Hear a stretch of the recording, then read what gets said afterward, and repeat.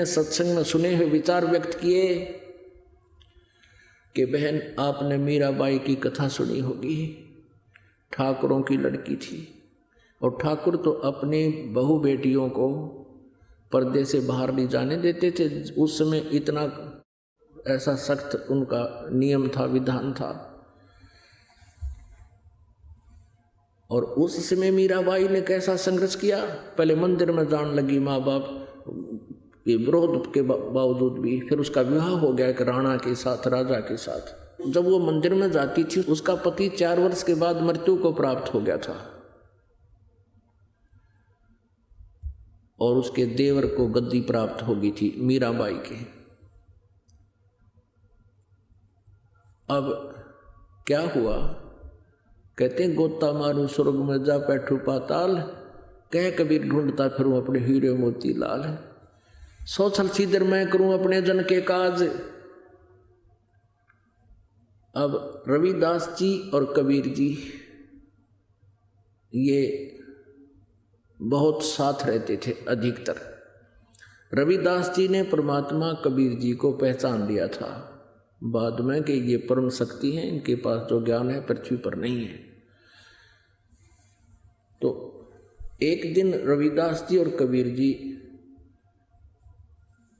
एक भगत के यहाँ सत्संग कर रहे थे और वो भगत का घर उस रास्ते में था जिस रास्ते से मीराबाई मंदिर में जाया करती थी। अब कहते हैं साधु दर्शन राम का मुख पर बसे सुहाग, दर्श उन्हीं को होते हैं जिनके पूर्ण भाग। कबीरा संगत संत की साहिब आवे याद, और लेखे में वो है समय बाकी का समय बाद। अब मीराबाई ने देखा कि कोई भक्त बैठे हैं, 2 संत बैठे हैं। मंदिर में गई, जल्दी जल्दी पूजा करके वापस आई। रास्ते से थोड़ी सी दूरी पर वो 20-30 भक्त बैठे थे और परमात्मा कबीर जी और रविदास जी बैठे थे। मीराबाई ने सोचा चल थोड़ी सी देर संतों के विचार सुन लेते। वह बैठ की जाकर परमेश्वर कबीर जी ने उस दिन सृष्टि रचना सुनाई और ब्रह्मा विष्णु महेश की सखी थी बताई कि इनसे ऊपर एक और परम शक्ति है। मीराबाई के गले वह बात उतरी को ना, क्योंकि वह श्री कृष्ण जी की परम पुजारन थी। तब कबीर साहब जी के साथ वार्ता की उसने कि महाराज जी हमने तो आज पहली बार आपसे सुना है और मैं तो श्री कृष्ण से ऊपर किसी को नहीं मानती और ना मानूं। परमात्मा ने कहा बेटा देखो जिद करना तो दूसरी बात है, भक्तों के लक्षण नहीं होते।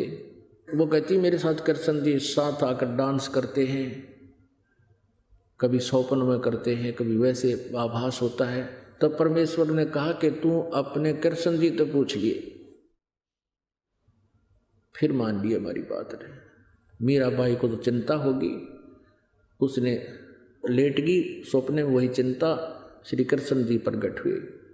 श्री कृष्ण जी से मीरा जी ने पूछा कि भगवान मैंने ऐसे ऐसे संतों के वचन सुने हैं और संत झूठ नहीं बोलते, ये भगवान क्या आपसे ऊपर भी कोई परम शक्ति है? श्री कृष्ण जी ने कहा कि हमारे से ऊपर बहुत परम शक्ति है, लेकिन मीरा उसकी भक्ति करने का कोई लाभ नहीं, हमने करके देख ली, वो उसकी प्राप्ति हो नहीं सकती, क्यों व्यर्थ प्रयत्न करें। अब मीराबाई का तो करंट जैसा झटका लग गया, अरे तेरा गजब हुई, इन तो ऊपर भी कोई शक्ति है।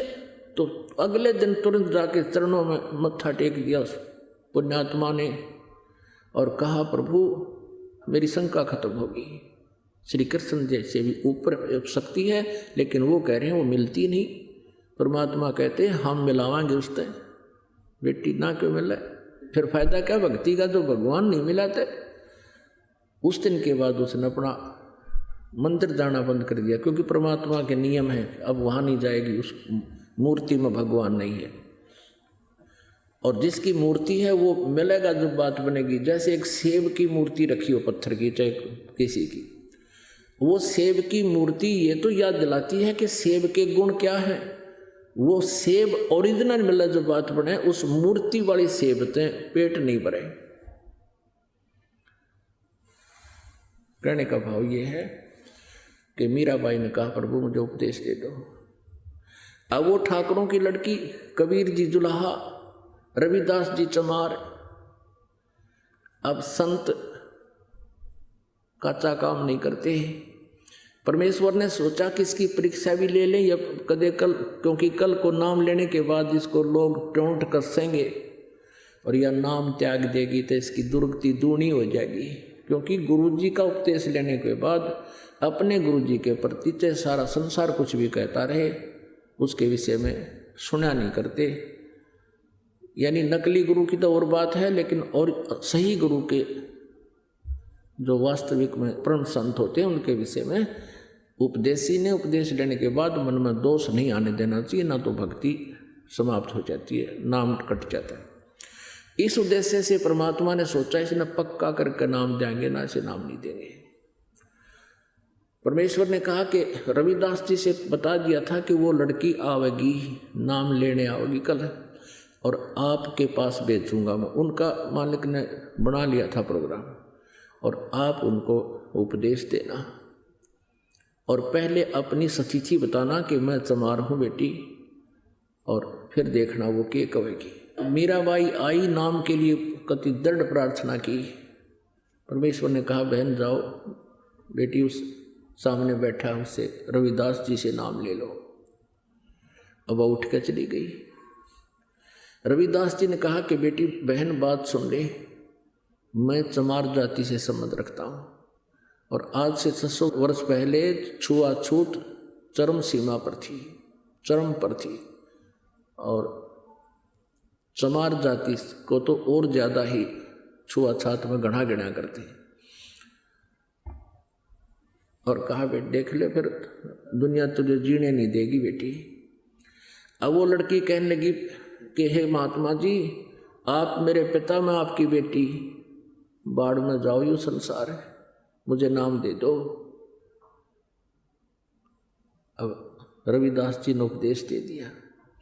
अब वो सत्संग दिन में भी करें और कभी कभी आने लगे हफ्ते 10 दिन में, फिर वो रात में भी करें परमात्मा। अब वो गुरुजी रात में सत्संग करें, मीराबाई रात को जाने लगी। पहले तो दिन में मंदिर में जाती थी, फिर रात को भी जाना शुरू कर दिया। अब उसके देवर ने सोचा कि पहले तो भाई था, वो अच्छी आत्मा का था, उसने मीराबाई की दृढ़ता को देखकर, निश्चय को देखकर कह दिया था कि कोई बात नहीं, आप मंदिर में जाते रहो, और साथ में 2 नौकरानी भेज देता था। अब पति की मृत्यु होगी, देवर ने सोचा दुनिया थूकेगी, पता नहीं के बात बनावेगी, अन्यों कहेंगे इसका पति रहा को नहीं, अब ये पता नहीं कहाँ कहाँ जाती है, और जनता पता नहीं के बात इसके जब में लाओगी, हमारी बेइज्जती होगी। उसने पहले मीराबाई से कहा कि मीराबाई तू अब कहीं नहीं जाएगी, सत्संग में नहीं जाया करेगी। मीराबाई ने कहा जी मैं नहीं रह सकती, मैं तो अवश्य जाऊंगी। अब उसने सोचा इज्जत का नाश करेगी, उसको मारने की चेष्टा की। एक बार तो विष दिया, जबरदस्ती तलवार लेके खड़ा हो गया। मीराबाई को बहुत भयंकर विष के पी इसने, नौका ने मुँह ला के गट गट पी गई और कोई असर नहीं हुआ। कहते मीराबाई को मारन लागे जहर का प्याला प्यारे, और पीवत ही अमृत हो गया ठंडा ही यारे। कहाँ तो उस विष ने उथल पुथल मचा देनी थी शरीर में, कहते हो गया अमृत सा बन गया उस परमात्मा की कृपा से, उस बहन, उस भगतनी के लिए। 1-2 और ट्राई करी उसने, एक सर्प बेच दिया आभूषण के पैकेट में और बांदी को दे दिया कि मीराबाई को कह दे इसको गले में डाल लेगी। उसको पता था, सर्प देने वाले ने कह दिया था सपेरे ने, एक बार ढक्कन खोलते माथे में डंक मारेगा।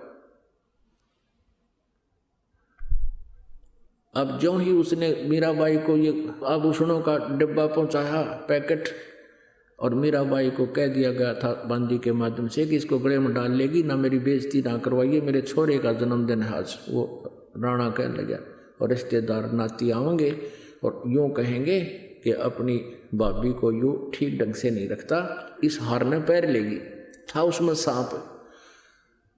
अब मीराबाई ने खोला उस बांदी के सामने, यादें सुनते उसने सोचा ले पहन लेती हूँ, मेरे लिए तो मिट्टी है यूँ, ना वो दुखी करेगा, खाम खा मतलब टेंशन पैदा करेगा। उसने खोला तो हार पाया, सांप नहीं था हार था, एकदम गले में डाल लिया। अब थोड़ी देर के बाद वो पहुंचा, राणा के मर्गी होगी, शोर मचा दूंगा, क्यों हो गया, सांप लड़ गया, सांप लड़ गया, रिश्तेदार आ ही रहे हैं और बात खत्म हो जाएगी। अब उसके देवर ने जाकर देखा वो इतना सुंदर हार पहने बैठी। अब कहता ये हार कहाँ से लाई तू, बद चलन।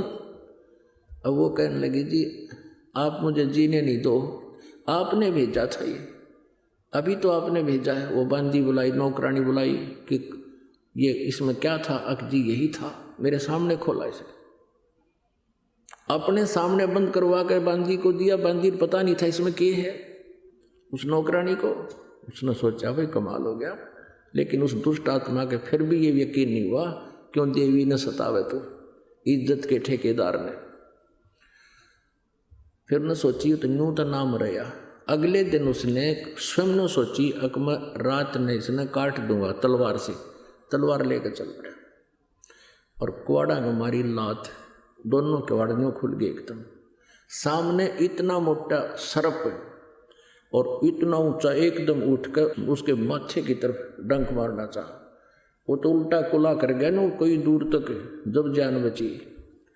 अब उसने सोची भाई या तो कोई न मरे, और इज्जत का नाश हो गया। तब उसने उसकी माँ को बुला लिया, उसको कहा कि मौसी तू समझा दे, इसने हमारा नाश कर दिया इज्जत का। यह मानती नहीं।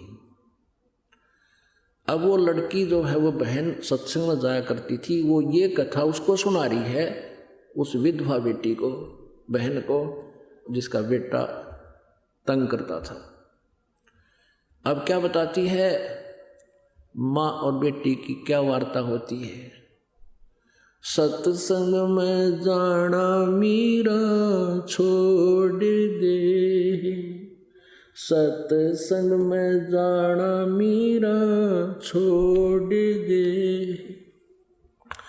हाय मारी लोग करें तकरार, सत्संग में जाना मीरा छोड़ दे।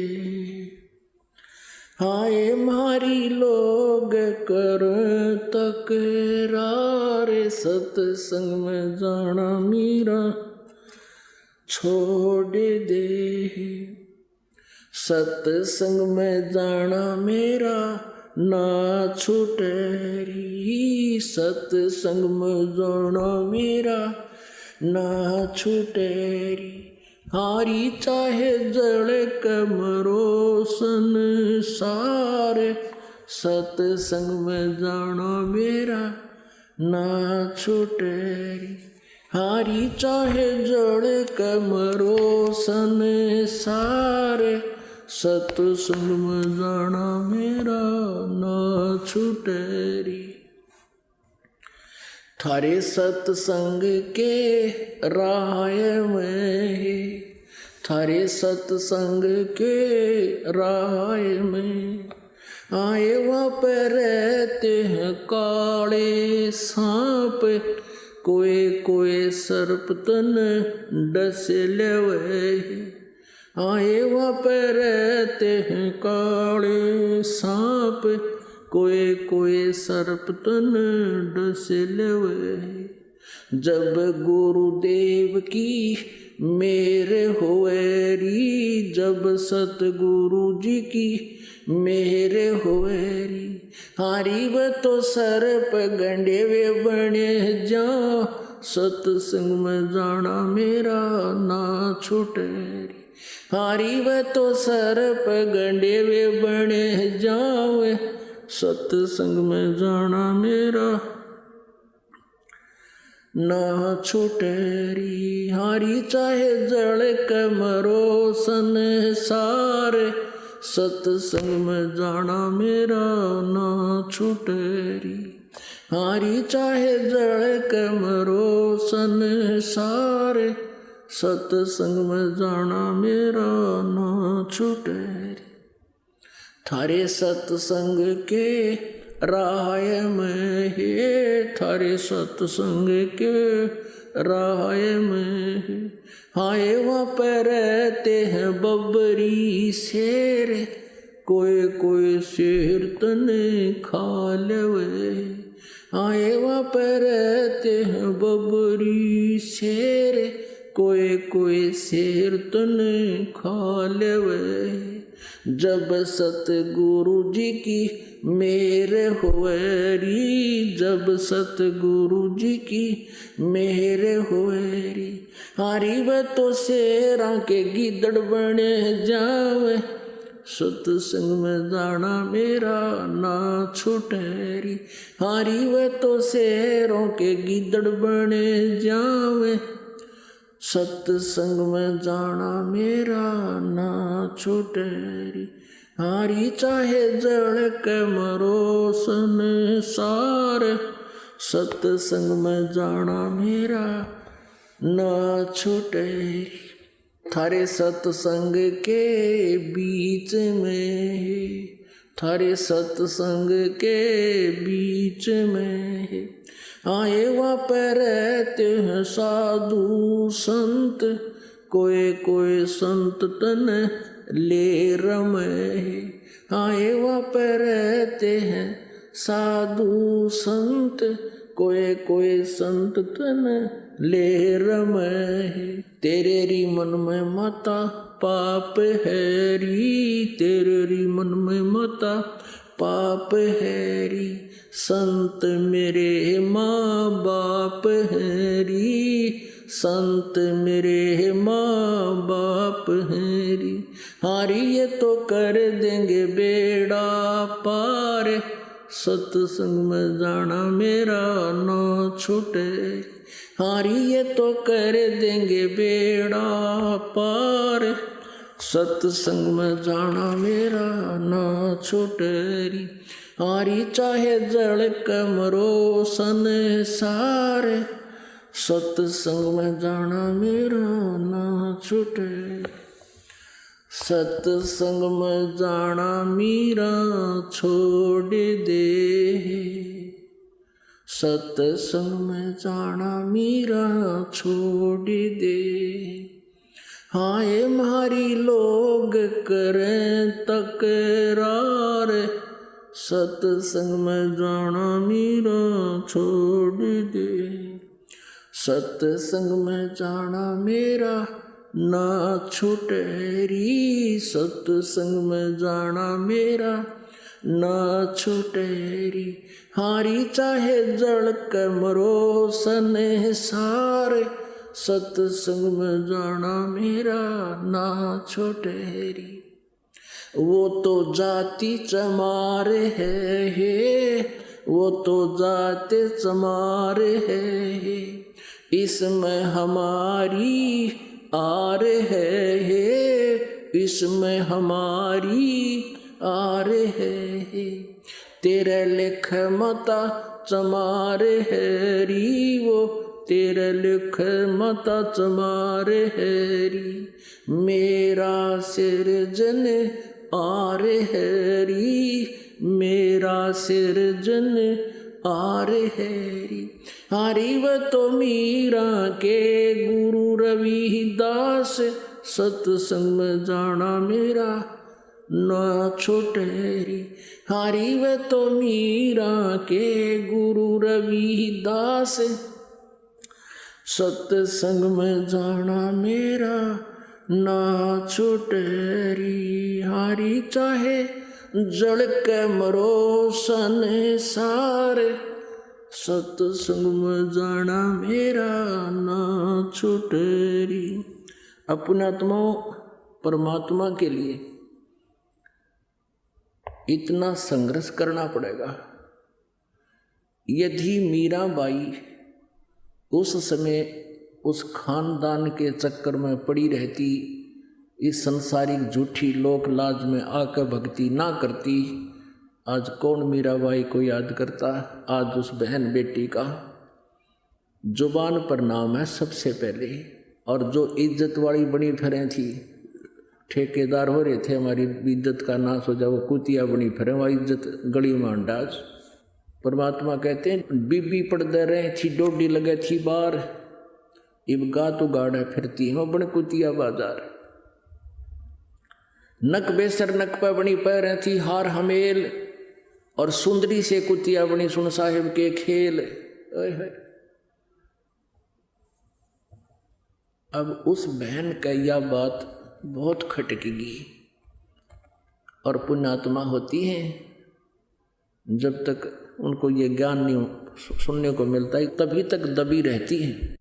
अब उसने उसी दिन कहा बहन मैं नाम लेकर आऊँगी, उसके साथ चलेगी। परमात्मा कबीर जी से यानी परमेश्वर से नाम लिया, संत से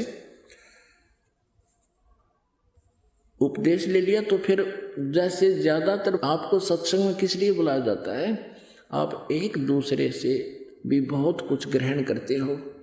छोटे छोटे बच्चों को देखते हैं, दंडवत प्रणाम करते हैं, भंडारे में सेवा करते हैं, तो आप जी के अंदर भी उमंग होती है, मैं भी कुछ अपना हाथ से या कुछ शुभ कर्म करूं, कोई दान करूं। इस तरह की क्रियाएं यहीं सीखी जाती हैं।